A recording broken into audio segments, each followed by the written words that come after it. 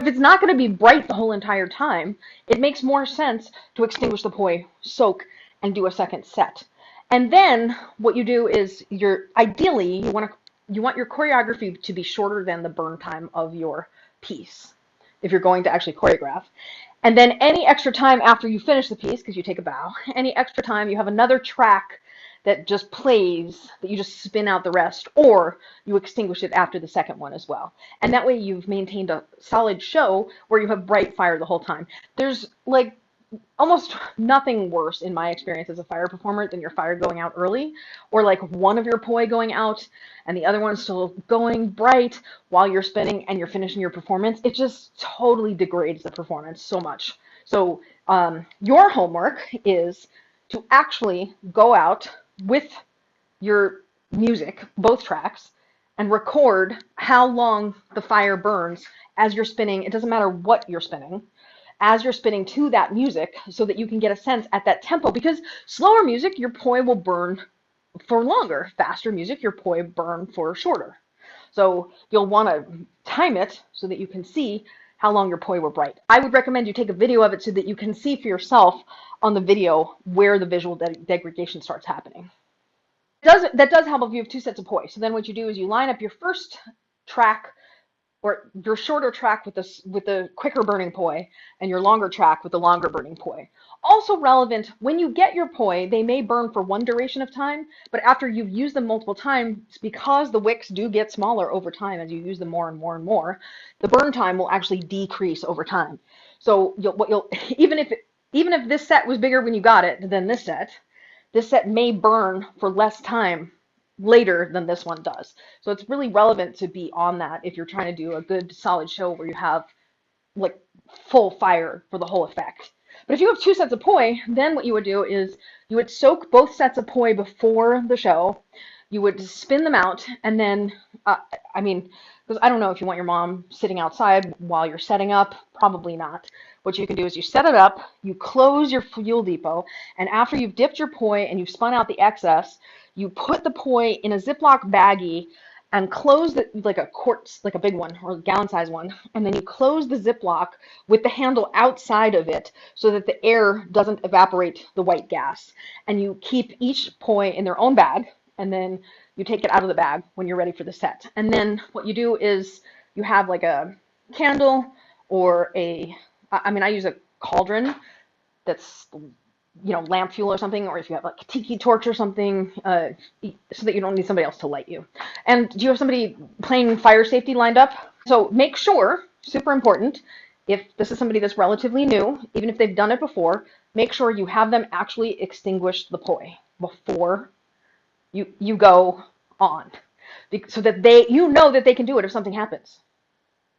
If you feel like you want to refresh yourself on what my process is for initiating people into fire, I have a fire safety course online. It's $15.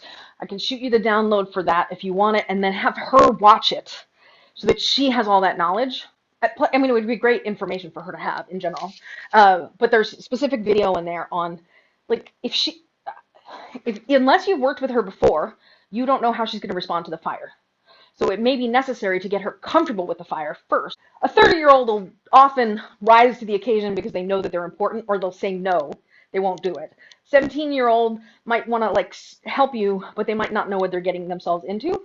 So it might be helpful to have a set of tools to help her get comfortable with the fire on the off chance that she's not. Is she somebody that goes camping and uses fires already? So part of the fire class comes with a bunch of articles on various fire safety stuff that might be relevant as well. But I'm specifically thinking of the video in which I demonstrate a series of things. Running your hands through the flame, squatting over the fire so that you can actually feel the heat on your body. You're feeling it on your ass, but you're not actually on fire. Then doing transfers. Less relevant for her to do a transfer, especially if you're going to get her gloves. Like if she has gloves, gardening gloves, leather gardening gloves can work well. If she has gloves, then it's less likely to do a transfer. But if you have them do a transfer and then put it out with their hand, that can change their level of comfort immensely. And then definitely have them extinguish. These are all the things that I do with people before I have them spin fire, because it just helps relax people, you know, like rubbing the fire on your clothing and realizing you won't immediately ignite. Did you see my status on Facebook today? I was like, this goes out to my fire dancing friends. How many times have you seen in the movie a scenario where something catches on fire in a way that would never work that way in real life? I think that people are mistakenly miseducated by watching TV or movies, and they think spontaneous combustion in a way that just doesn't happen.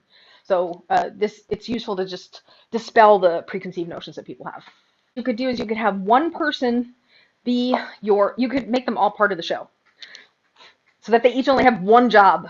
The person that's the most comfortable is the person that's the actual safety. They're the person that will actually extinguish the poi.